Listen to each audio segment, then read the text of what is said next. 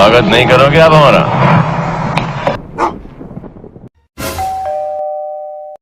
Run.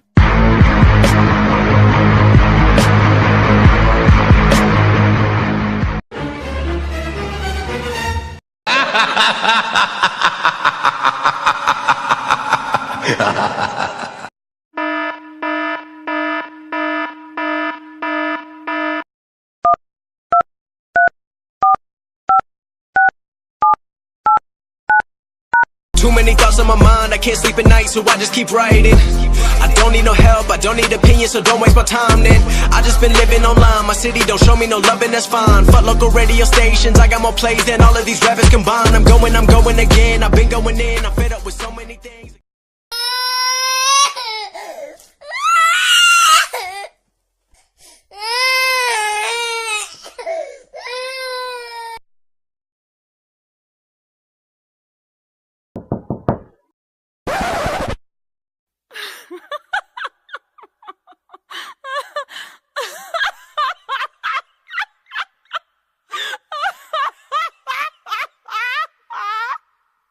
Hello, no one is available to take your call. Please leave a message after the tone.